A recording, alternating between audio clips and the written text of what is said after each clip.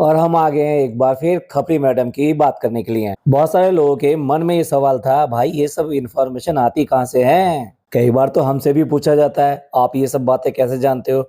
और बदतमीजी से भी कई बार लोग पूछते हैं कि तू सब जानता है। तो उन्हें तो उनके लिए तो मेरा एक ही आंसर है कि पहले तमीज सीख कर आओ। आप कितनी बुरी से बुरी बात आप मुझसे आके कह सकते हैं, लेकिन तमीज में आके अगर बात करेंगे, मैं हर एक बात का लॉजिकल जवाब दूंगा। तो अगर कोई कमी निकालनी है तो लॉजिक के हिसाब से आइए, बाकी फालतू की बदतमीजी का जवाब मैं बिल्कुल नहीं देता हूँ। तो चलिए बताते हैं कि कहाँ से ये सारी खबरें आती हैं। भाई खबरें अगर बनती हैं तो वो इनके घर में बनती हैं, और जहाँ बनती हैं वहीं छपती भी हैं, और जहाँ छपती हैं तो फिर वो बाहर भी आएंगी। क्योंकि छापा जो जाता है वो बाहर निकालने के लिए, बांटने के लिए तभी तो जाता है। और फिर बता दूं, इसमें भी सबसे बड़ा हाथ इन्हीं का है जिनकी आप तरफदारी ले रहे हो कि इनकी खबरें आपके पास आती कहाँ से हैं। अब देखिए भाई, ये लोगों को ना सताएं, लोगों को बुरा भला ना कहें, लोगों के साथ में बुरा ना करें, तो वो क्यों करके इनकी बातें बाहर लेकर आएंगे।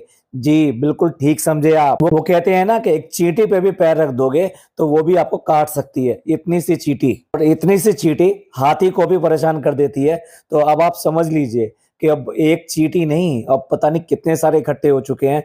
तो हाथी तो भाई झूमना शुरू कर दिया है उसने। अब वो झूम के भी चलेगा और सब कुछ चलेगा, और पता नहीं किस दिन गिरेगा। तो इशारों इशारों में हमने कई बात बता दी, लेकिन खबरी मैडम ने जो बताई हैं वो साफ साफ बता देते हैं। इनको खबरें सारी मिलती है इनके घर में हाउस हेल्प जो आते हैं उन लोगों से, क्योंकि हाउस हेल्प का ये इतना ज्यादा शोषण करते हैं, वो इतनी जबरदस्तियां करते हैं कि आदमी क्या करे और क्या ना करे। भाई पैसा, नौकरी ऐसी चीज होती है, परिवार को पालना होता है, सब कुछ करना पड़ता है। अब एक एग्जाम्पल के तौर पर ले लीजिए, जो टिंकू है उसकी वाइफ प्रेग्नेंट है, आप सबको पता है, मैडम लेके भी गई थी उसका मेडिकल चेकअप कराने के लिए। लेकिन बस इतनी सहानुभूति थी उससे, उसके अलावा कुछ नहीं, क्योंकि वो व्लॉग का कंटेंट बनना था। हालांकि उसको भी हमने एक्सपोज कर दिया था कि अगर वाकई में उनसे कुछ हमदर्दी थी तो क्यों करके अपनी गाड़ी में क्यों नहीं लेके गई, और क्यों करके उनको वापस अपनी गाड़ी में नहीं लेकर आई। जब रास्ता दोनों का एक ही है तो क्यों करके वो बेचारे धक्के खाते हुए ट्रेन, बस इन सब में पहुंचे। वो भी एक प्रेग्नेंट लेडी, मतलब अपने लिए तो बहुत बड़ी बात, दूसरे के लिए ऐसा ही। और इस हालत में भी जब उसकी वाइफ प्रेग्नेंट है, ऐसे में वाइफ चाहती है कि उसका हस्बैंड उसके पास नजदीक रहे और ज्यादा से ज्यादा रहे। लेकिन जनाब जनाब तो ऐसे हैं कि चाय का कप भी चाहिए, तो टिंकू एक कप चाय पिलाना। टिंकू मेरे कपड़े निकाले कि नहीं निकाले, मेरे प्रेस कर दो जल्दी। अरे देखो गीजर ऑन है कि नहीं, मुझे नहाने जाना है। सॉरी सॉरी, ये बात गलत बोल गया, क्योंकि नहाते तो ये बहुत कम है ना। तो अब बस समझ जाइए, मतलब ये इतना परेशान करते हैं, इतना परेशान करते हैं। और वो ऐसे टाइम में भी, भाई नहीं तुम्हें मेरे साथ चंडीगढ़ चलना पड़ेगा, जबकि उसका 7वां या 8वां महीना कुछ ऐसा चल रहा है। Maybe I am wrong और करेक्ट। तो ये एक एग्जाम्पल था मैंने। इसी तरीके से बाकी जितने हाउस हेल्प हैं उनके साथ में भी इसी तरह से जबरदस्ती की जाती है। वो अपने आना चाहें या ना आना चाहें, उनको जबरदस्ती बुलाया जाता है कि नहीं नहीं तुमको करना है। और वो बेचारे पैसे के लिए ये सब करते हैं। उसके अलावा जो इनकी हरकतें हैं अपने घर में, वो भी इनको मजबूर करती हैं अपनी बातें बाहर निकालने की। जो भी आप सुन रहे हैं, अब आप देख लीजिए ना, अगर आप कहीं ऑफिस में काम करते हैं या कहीं पे काम करते हैं, तो आपका बॉस अगर आपके साथ में गलत व्यवहार कर रहा है तो आप घर पे आके बताएंगे ही, आप हो सकता है अपने कोलीग से बात करेंगे ही। तो सिमिलरली ये सारी बातें इनके थ्रू बाहर निकलती हैं। जो इनके जितने भी हाउस हेल्प हैं, एक दो थोड़ना है, 5-6 हैं भाई। इसके अलावा इनकी जो बातें बाहर निकलती हैं, जैसे इनके पापा के बारे में बात आई में मैडम के पापा के बारे में। तो मैडम के पापा कई बार सोसाइटी में आते हैं बच्चे से मिलने के लिए, और जब उनके साथ में दुर्व्यवहार करते हैं, गलत व्यवहार करते हैं, तो वो सोसाइटी वाले भी देखते हैं। और जब उनको थोड़ा इमोशनल हो जाते हैं तो वो उनको ही कंसोल करते हैं, और तब वो अपने मन से अपनी बातें निकाल देते हैं और बता देते हैं उनको। हालांकि खबरी मैडम को ये वाली बात, थोड़ी सी इमोशनल चीजें अपने पास रख लेनी चाहिए, कुछ चीजें नहीं निकालनी चाहिए। जरूरी नहीं है कि आप यही बताओ कि नहीं उनके पापा आके इस तरह से बात करते हैं। भाई वो भी बहुत अब इस एज में आ चुके हैं कि उनको भी अब सहानुभूति और संरक्षण की जरूरत है, देखभाल की जरूरत है। मेरा तो कहना यह है कि प्लीज कुछ लोगों को बख्श दो, जिनको बहुत जरूरत है उनके बारे में ज्यादा बातें बाहर मत लेकर आओ। ज्यादा सच भी जो है ना वो बहुत ज्यादा कड़वा हो जाता है, ऐसा मेरा मानना है। भाई आप क्या सोचते हैं, आप कमेंट करके बता सकते हैं, पर मेरा मानना यह है कि जो सच इतना गंदा हो कि मतलब किसी के ऐसा उघाड़ो कि वो उसका सब कुछ दिखाई दे जाए, तो वो भी बिल्कुल गलत बात होती है। किसी के बहुत ज्यादा जख्म, और जो खुद से बहुत ज्यादा परेशान है, उसके बारे में नहीं, ये तो मस्त है। तो इनके बारे में अगर इन्फॉर्मेशन बाहर आ रही है तो ठीक है, क्योंकि ये लोग बहुत ज़्यादा बेवकूफ़ बनाते हैं सब लोगों को। इसके अलावा मोधा की इन्फॉर्मेशन है और लहर की इन्फॉर्मेशन है, वो तो नेचुरल सी बात है, हमें भी पता है इस बात को। वो लगातार उसके कॉल्स आते हैं और ये कभी भी कोने में घुस के, बाथरूम में घुस के ऐसे बात नहीं करते हैं। इनका जो वॉल्यूम है ना, वो हमेशा बहुत ज़्यादा रहता है। इनके घर में शोर-शराबा इसीलिए ही बहुत ज़्यादा रहता है कि इनका हर बात करने का वॉल्यूम बहुत हाई है। बाकी रही फ़नी, फ़नी तो भाई खुली किताब है, जो सोसाइटी में उल्टे-सीधे काम करेगा, तो डेफ़िनेटली सबको पता तो चलेगा ही। तो ये रहे कुछ सोर्सेज़ जिनकी वजह से ये सारी चीज़ें पता लगती हैं और इनमें से कुछ सोर्सेज़ हमारे तक भी आते हैं, वो चाहे मोधा के हों और चाहे इनके मुंबई के हों। भाई आप समझिए, लोग चुप नहीं बैठते, बहुत सारे इंस्टा पे मैसेज आते हैं, बहुत से ग्रुप में मैसेज आते हैं, बहुत सारे मैसेजेस जो है हमारे वीडियो के नीचे हैं और हेल्ड फॉर रिव्यू में चले जाते हैं। मतलब उनमें बहुत सारी बातें होती हैं, कुछ शब्दों का इस्तेमाल सही नहीं होता है, तो इसलिए हेल्ड फॉर रिव्यू में चले जाते हैं। इसलिए बहुत सारे कमेंट्स को हम जो उजागर भी नहीं करते हैं, क्योंकि उनकी आइडेंटिटी बाहर ना जाए इसलिए। लेकिन हाँ, जो बात उन्होंने बताई है, उनको अपनी कसौटी पे कस के हम उसको बाहर निकालते हैं और आप लोगों तक लेकर आते हैं। तो चलिए आज जो बात करेंगे वो मैडम की लाइफ की बात करेंगे, खास तौर से इसकी शादी के टाइम का। मैडम की जो स्टोरी है ये पूरी ड्रामे से भरी हुई है, ड्रामे से भरी हुई है, नौटंकी से भरी हुई है। रियल लाइफ में भी इन्होंने नौटंकी और ड्रामा करके ही यहाँ पे फ्लैट लिया और कैसे-कैसे फ्लैट लिया, क्या-क्या झूठ बोले, ये सारी बात आपके सामने रखेंगे। तो मैडम की इस फ्लैट में जो शुरुआत हुई, उसके बारे में थोड़ा-सा खुलासा कर रही हैं। तो खबरी मैडम बताती हैं कि नॉर्मली क्या होता है महाराष्ट्र में कि आउटसाइडर जो होता है उसको आसानी से फ्लैट देते नहीं है। कुछ की कुछ रेस्ट्रिक्शन होती है, कुछ की कुछ रेस्ट्रिक्शन होती हैं। अब इन्होंने किसी से बात करके ये वाली सोसाइटी में आके फ्लैट देखा, जिस सोसाइटी में आज की डेट में रहते हैं, जो सैंडस्टोन के नाम से बिल्डिंग है। अब उसका जो फ्लैट नंबर 202 और 203 समथिंग इसी तरह से नंबर था, उसी फ्लैट के लिए बात कर रहे हैं। तो वहाँ पे एक अंकल रहा करते थे जो काफ़ी एजेड थे और गवर्नमेंट ऑफिसर थे। लगभग 80 साल उनकी उम्र थी। पर ये 80 साल की जो उम्र है, वो आपके और हमारे लिए है, मैडम के लिए नहीं थी। मैडम के लिए वो ऐसी उम्र थी कि चलो ये ज़्यादा ओल्ड हैं, एजेड हैं, तो चलो इनको बहका देते हैं, इनको चला देते हैं, क्योंकि वो भी बड़े रिजिड थे। वो आसानी से किसी को इस तरह से रेंट पे देने वाले नहीं थे, क्योंकि उनकी रेस्ट्रिक्शंस थी कुछ। उनके एक्चुअली 2 बेटे थे और दोनों ही बेटे जो सेटल्ड थे। एक जो है कनाडा में सेटल था और एक इंडिया में ही कुछ कर रहा था। उनको अच्छी खासी पेंशन वगैरह भी आती थी क्योंकि गवर्नमेंट ऑफिसर थे, तो इसलिए उनको कोई दिक्कत नहीं थी घर का खर्चा चलाने में। दूसरे देखो किस-किस तरह के लोगों को ये यूज़ करते हैं, अब आप समझते जाइएगा।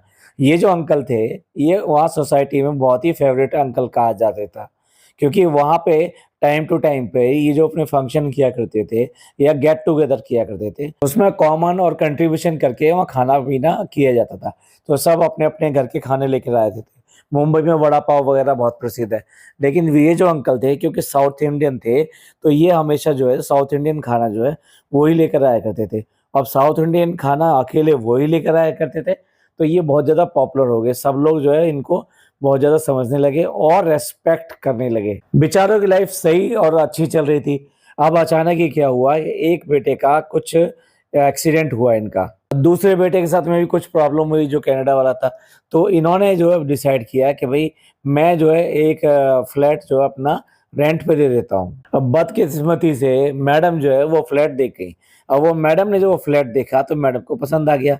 लेकिन उनकी एक बहुत सारी रेस्ट्रिक्शन थी कि घर के अंदर कुछ ऐसे-वैसे कोई आना नहीं चाहिए और खाने-पीने की भी रेस्ट्रिक्शन थी, नॉन-वेज वगैरह की, और साथ में वो किसी भी ऐसे बैचलर, डाइवोर्सी या इस तरह के किसी को देना नहीं चाहते थे।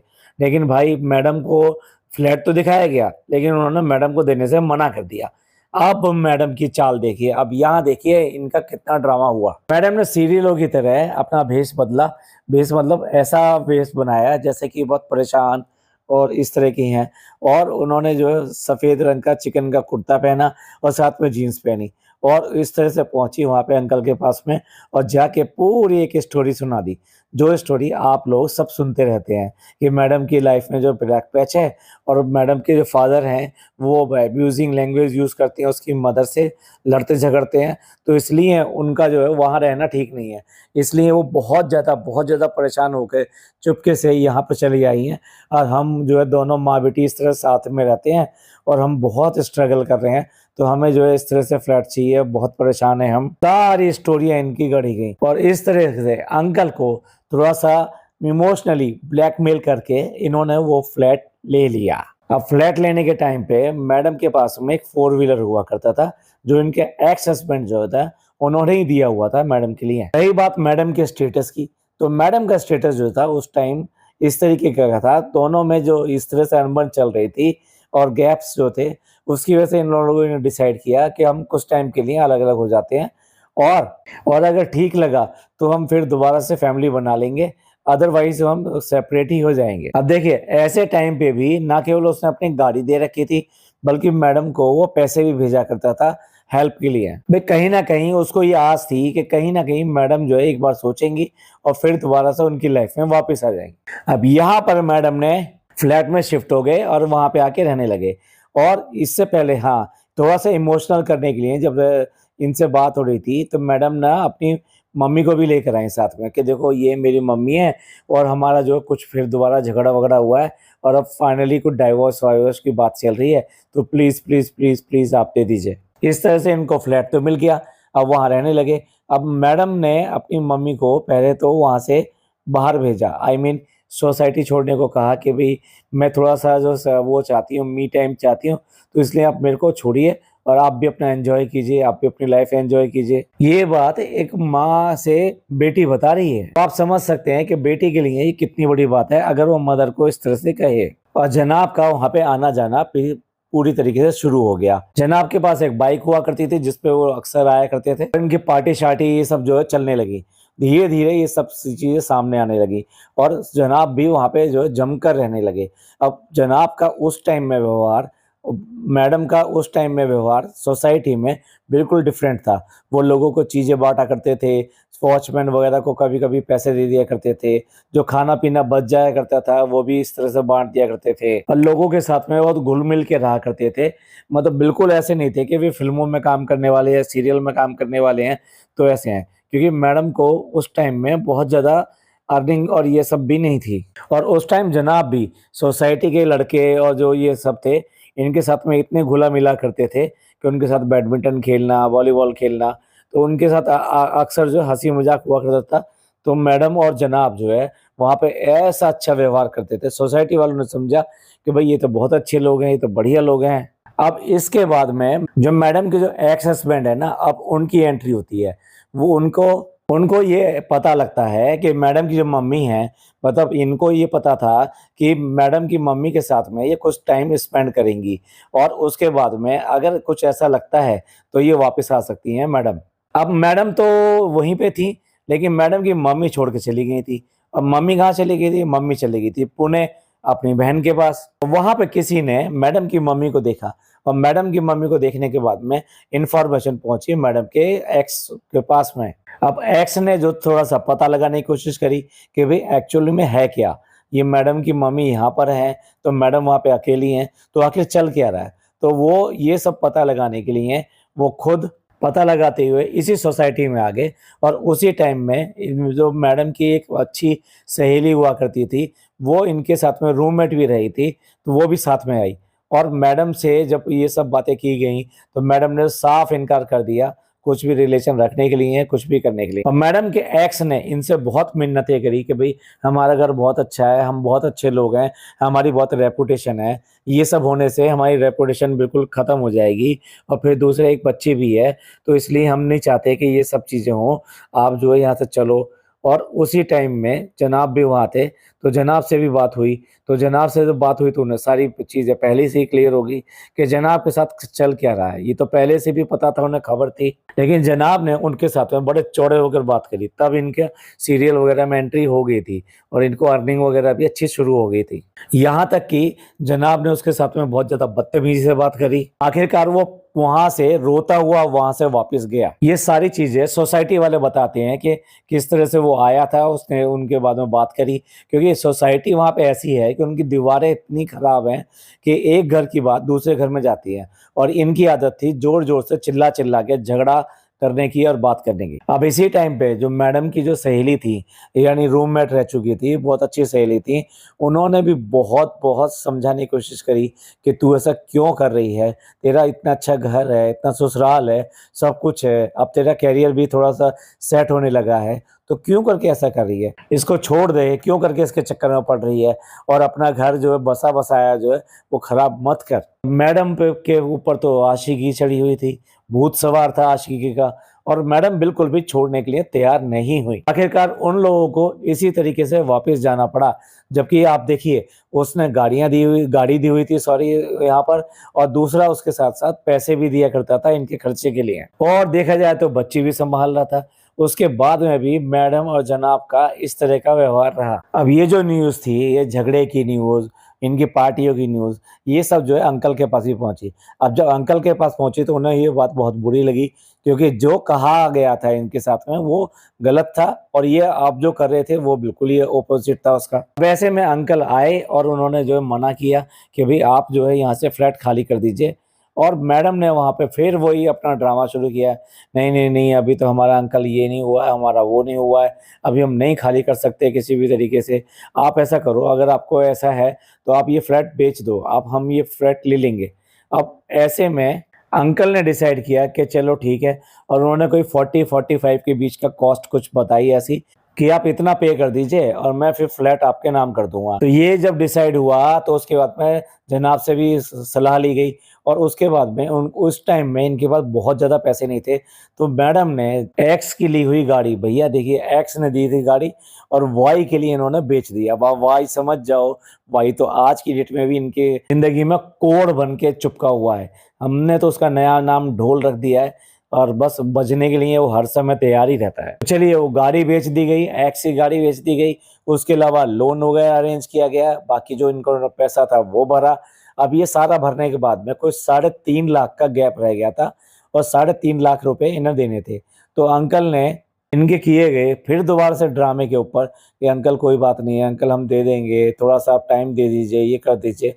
तो अंकल ने रजिस्ट्री कर दी, और 3.5 लाख रुपए के लिए वेट करने लगे। जब ये फ्लैट का सौदा हो रहा था, फ्लैट के बारे में बात हो रही थी, तो तब मैं एक बात भूल गया, तब जो जनाब के पापा की तबीयत खराब हुई थी और जनाब वहाँ चले गए थे भोपाल।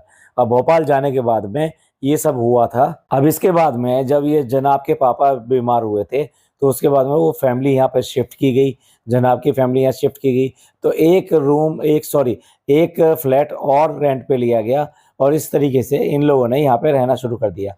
और बीच-बीच में मैडम की मम्मी भी आया करती थी वहाँ पर, और धीरे-धीरे करके 3 साढ़े 3 साल हो गए, और 3 साढ़े 3 साल में इन्होंने उनका लिया हुआ पैसा बिल्कुल भी नहीं दिया। मैं फ्लैट के बकाया पैसे की बात कर रहा हूँ, जो कि अंकल को देने थे। उसके बाद में ये जो कैंसर वाली बात थी, उसके बाद में अंकल के साथ ये वाली बात हुई। तो अब अंकल जो है आए इस बात के लिए कि भई अब जो ये फ्लैट के जो पैसे हैं 3.5 लाख रुपए, मैं इनसे ले लेता हूँ और अपने दोनों बच्चों में बाँट देता हूँ। लेकिन जैसे ही अंकल वहाँ पर आए, तो अंकल को इन्होंने वो पैसे देने से साफ मना कर दिया। ख़ास तौर से जनाब ने उनसे बदतमीज़ी से बात करी, और ये कहा हम आपको क्यों करके 3.5 लाख रुपए दें? बताइए कहाँ लिखा है? और ये बात सही थी कि कहीं भी किसी एग्रीमेंट इन सब में नहीं लिखा था, और अंकल ने इनको कह दिया था कि हाँ ठीक है भई 3.5 लाख रुपए दे देना, और इन्होंने बिल्कुल मना कर दिया, और अंकल के साथ में बदतमीज़ी भी करी। और ये सारी बातें हैं, यहाँ तक कि जनाब ने उनको हाथ पकड़ के धक्का देके बाहर निकालने की कोशिश भी की। अब अंकल की बहुत ज़्यादा रेपुटेशन थी उस सोसाइटी में, तो वहाँ पर जब ये सारी बात पता लगी, तो वहाँ थोड़े बहुत नहीं, काफ़ी सारे लोग वहाँ पे इकट्ठे हो गए, और वहाँ वहाँ पर नोट कीजिए, वहाँ पर जनाब की थोड़ी पिटाई भी हो गई। तो आप कह सकते हो कि वो मारा, अब गलत करोगे, गड़बड़ करोगे तो भाई पिटोगे भी ज़रूर। अब इसके बाद में जनाब जो है जिल्लत के साथ में वहाँ से चले गए, और वहाँ कहीं शूटिंग-वूटिंग इनकी बाहर चल रही थी, तो लगभग जो है महीने भर करीब के लिए वो वहाँ से चले गए कि ठीक है, जब मामला शांत हो जाएगा तब मैं आ जाऊँगा। अब इसके कुछ दिन बाद में जो अंकल थे वो नहीं रहे, और जब अंकल नहीं रहे तो उनके बेटे वगैरह ने डिसाइड किया कि अब हम क्या करेंगे, एक फ्लैट तो हम दे ही चुके हैं, तो दूसरा फ्लैट भी हम बेच देते हैं। और उन्होंने डिसाइड किया कि इन्हीं को बेच देते हैं, क्योंकि जिस तरह के ये बदतमीज़ लोग हैं और जिस तरह की हरकतें कर रहे हैं, तो अगर किसी दूसरे को बेचा गया तो उसको भी उसके लिए दिक्कत होगी। और उसको इतना दुख था इस बात का कि मेरे पापा की जान जो चली गई और इन लोगों ने इस तरह से बदतमीजी करी, तो मैं ये दूसरे फ्लैट को रख के क्या करूँगा। और इनसे कहा कि तुम्हें जो देने हैं, मतलब उसने बेचा नहीं, एक तरह से इनके मुँह पे मारा कि ये फ्लैट भी तुम ले लो, कि तुम्हें जो देने हैं वो पैसे दे दो, लेकिन ये फ्लैट जो है छोड़ो।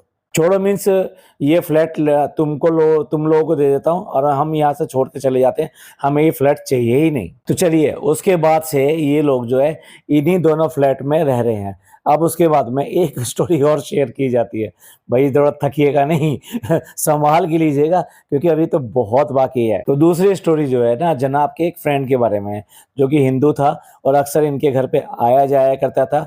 अब वहाँ पर ये जो है नॉनवेज वगैरह बनाए जाते थे, तो जनाब ने गलती से कहिए या जानबूझ के कहिए, एक नॉनवेज का बनाई हुई डिश जो उसको दे दिया। अब उसके पूछने पे जो अभी आज की डेट में इनका एक एडिटर है अभिषेक, उसने ये बताया कि तुम्हें जो खिलाया गया है वो क्या था। अब उसके बाद में वो उससे बहुत ज़्यादा नाराज़ हो गया और उसके बाद से जनाब के घर वो फिर दोबारा नहीं आया।